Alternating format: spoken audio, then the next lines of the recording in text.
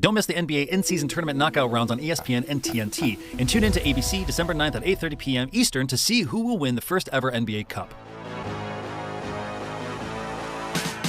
Welcome to Oddsmaker, where we're going to predict which game will win Game of the Year at the Game Awards, tell you why, and then in the end, put our imaginary money where our mouths are. Here's how this works. Our team of gaming experts took into consideration a number of categories, factors, variables to determine each of the 6 nominees for Game of the Year's odds of winning. Now, a quick explainer on how odds work. The number on the left is how much money you'd win if you bet the number on the right. So 10-to-1 odds means win $10 for every $1 you bet.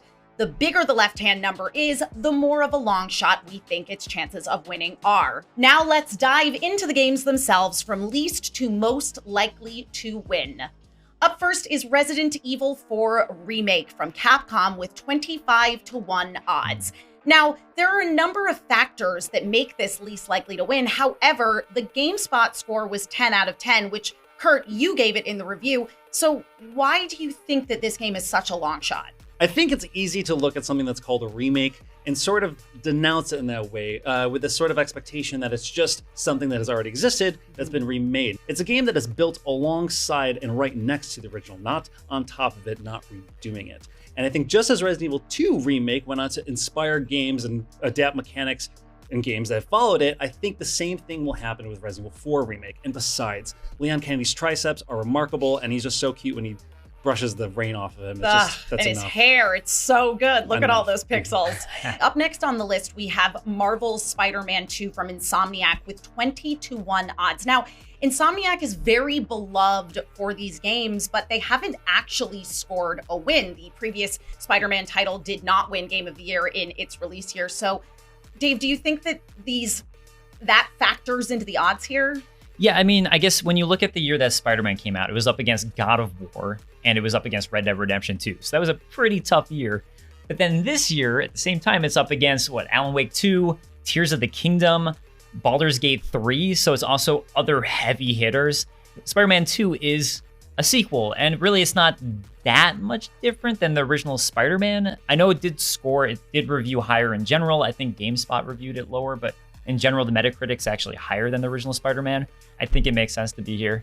Well, if we're looking at games that definitely innovated, interestingly enough, I would say Super Mario Bros. Wonder falls into that category. Kurt, we didn't even know that this game existed until June of this year. Do you think that had any effect, either positively or negatively, on these odds? We also didn't know in June that we were going to be turning into an elephant and saying "Wowie zowie." So I think that really has any play at it? No. I think the most important part about Super Mario Wonder is that it is the thing that we have needed for that franchise, specifically the 2D Mario games, for a very, very long time, and that is innovation. It is taking everything that we know and expect from a Super Mario game and tearing the rug from underneath it. In short, it's a game where you can say "Wowie zowie" when you turn into an elephant, you shoot bubbles, and you go on whimsy benders. Come on.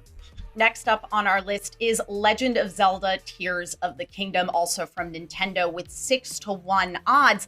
Early in the year, this really seemed like a standout. I think a lot of people would have even called this a shoo-in for Game of the Year. It sold 25 million copies. So why does this game not crack the top 2? At the end of the day, it still has that sequel factor that we talked about with Spider-Man 2, and it really doesn't change that much in some ways. Like, yes, the mechanics of how you play the game are different.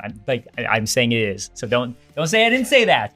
But it's still Get the in same. the comments. Yeah, please. But it's still the same map as the original game. And ultimately, while there's a higher level, there's the sky you're exploring and the underground that you're exploring, and it's the same gameplay ultimately and discovery that we've seen before. It's not as innovative as the original game. The next game up we have is Alan Wake 2 from Remedy, with 3-to-1 odds. Now, Kurt, Alan Wake 2 was the talk of the town during Summer Games Fest 2023. How do you think that factors into it potentially taking home the big award?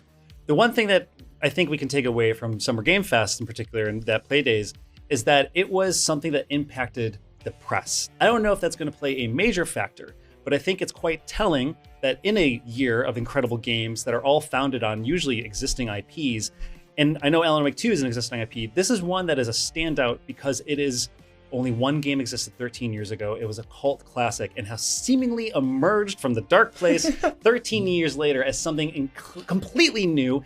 And as it is, it's this sort of celebration of not just games, but I think art and creativity on every level and every medium that just makes this something that has not ever been done or attempted with as clear of a vision or has affected those who have played it in the way that it has versus the other games that are on the roster. I think that there is room here for discussing a game just doing a tried and true formula and really perfecting it, which is the case with Baldur's Gate 3, which we have tied with Alan Wake 2 with 3-1 odds of taking home that game of the year. Now, Dave, with a Metascore of 96, this is tied with Tears of the Kingdom for highest rated nominated game. So do you think that the universal acclaim of this versus Alan Wake 2 is going to give it the edge? Yeah, I don't think the familiarity of Baldur's Gate is as much because a lot of people seem to be introduced to Baldur's Gate through Baldur's Gate 3, but I think that speaks to just how good this game is. And it does Dungeons and Dragons so well, and this is the game that takes it and runs with it.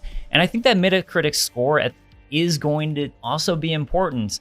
Okay, gentlemen, now it's time to put your imaginary money where your actual mouths are. Let's say that I've given you each 100 V-Bucks or Gil or whatever the currency is that they use in Honkai Star Rail to buy new waifus. What are you going all in on? Honestly, I hope Alan Wake 2 wins personally, but I'm going to put all my money on Baldur's Gate 3. I'm going to go with creativity. I'm putting it all in on Alan Wake 2. And I'm going to put it all in on Resident Evil 4 because gun rhymes with fun for a reason, stranger. Yeah. That's it for Oddsmaker. Find out which one of us is the most theoretically wealthy when the Game Awards air on Thursday, December 7th, 2023.